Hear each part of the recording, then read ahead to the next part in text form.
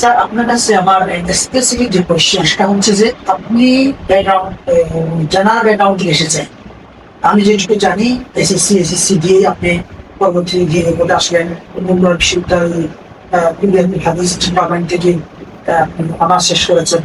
এই যে general background থেকে এসে দিন শিকার যে জার্নিটা আপনার নিশ্চয়ই আপনার কিছু এখানে ভালো অভিজ্ঞতা থাকার কথা। এখন এই আপনার যে অভিজ্ঞতা তার আলোকে আমাদের ইসলামিক সায়েন্স প্রোগ্রামের যে কারিকুলাম দাওয়া করিয়েছি তার সাথে আপনি যদি কম্পেয়ার করেন তাহলে কোন জায়গায় আমাদের দিন বা মধ্যে গিয়ে এই কারিকুলামটি উপকার দেবে বলে বিশেষ করেন। জি। তো যেটা আপনি বলেছেন, আমি এসএসসি এইচএসসি দেওয়ার পরে কখনো মানে পুরোপুরি মতে ছিলাম না। এরপরে কম্পিউটার সায়েন্সে ব্যাচেলার্স শুরু করলাম। এর মধ্যে আলহামদুলিল্লাহ আল্লাহ সুবহানাহু ওয়া তাআলা হিদায়াত দিলেন, যে কিছু আরেকটু বেশি চলে আসছে। দিনের পথে আসলেই সবাই বুঝতে পারে যে এটা আমি আমার নিজের ইচ্ছা মতো করতে পারবো না, শিখতে হবে আমাকে। তো তখন সেই পর্যায়ে আমার মনে হয় সবাই মোটামুটি চেষ্টা করে যে যেখান থেকে পারে একটু শিখবে। ইউটিউবে সার্চ দেন, বিভিন্ন ভিডিও সার্চ দেন, বিভিন্ন অনলাইনে গুগলে সার্চ দিয়ে এইভাবে শিখতে আসবে। এভাবে আমিও শিখতে আসবো।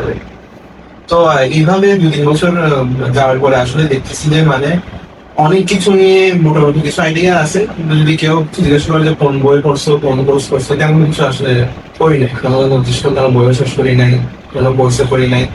এরপর আলহামদুলিল্লাহ আল্লাহ সুবহানাহু ওয়া তাআলা তৌফিক দিয়েছেন যে মক্কাতে জামিয়াতুল উম্মুল ক্ষমতা বিশ্ববিদ্যালয়ে আমার অ্যাডমিশন হইলো। ওইখানে একটা সিস্টেমে পড়তে পারলাম।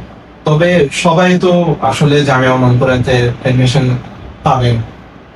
ওখানে যেরকম আমি জানি যে মাদিনাতে সম্ভবত বাংলাদেশ থেকে প্রতি বছর 30,000 নাকি 3 লাখ এরকম আবেদন হয়। ওখান থেকে তারা 30 জন, তো বাকিরা তো আসলে সেই সুযোগটা পায়।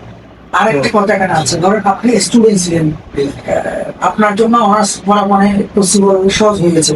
কিন্তু আমাদের যে সমস্ত জেনারেল ভাইরা ডাক্তার ইঞ্জিনিয়ার বিভিন্ন পেশায় আছে তারা তো আবার নতুন করে এসে মানে কি অনার্স করতে পারবেন না বা সেই সময় সুযোগ তাদের হবে না। জি, জি, আসলে এখানে সৌদি আরবে তারা ওইভাবে সিস্টেম করে রেখেছেন যে যারা জেনারেল ব্যাকগ্রাউন্ডে তারা হঠাৎ করে ঢুকতে চাইলে ঢুকতে পারবে। আমাদের দেশে আসলে সেরকম নাই। সেই দিক থেকে আলহামদুলিল্লাহ আল্লাহ সায়েন্স একাডেমি এখন এরকম একটা সুযোগ করতে চেষ্টা করছে যে যারা জেনারেল ব্যাকগ্রাউন্ডের তারাও হয়তো বয়স হয়ে গেছে, এখন আল্লাহ সুবহানাহু ওয়া তাআলা হিদায়াত দিয়েছেন, এখন শিখতে যাচ্ছেন, তাদের জন্য একটা সুন্দর একটা সুযোগ করে নিচ্ছেন। আসলে আমরা সেটাই চেষ্টা করেছি যে একেবারে একাডেমিক ওয়েতে তিনি যেন ওই যে আপনার যে কোয়েশ্চেনটা ছিল আপনি 2-3 বছর পড়াশোনা করেছেন কিন্তু আপনি বলতে পারছেন না যে তাওহীদের উপরে এই কয়েকটা কিতাব আপনি শেষ করেছেন। আপনি ফিক অনেকদিন পড়েছেন কিন্তু আপনি বলতে পারছেন না যে আমি ফিকের একদম বিগিনিং থেকে শুরু করে লাস্ট পর্যন্ত কয়েকটা কিতাব আমি শেষ করেছি।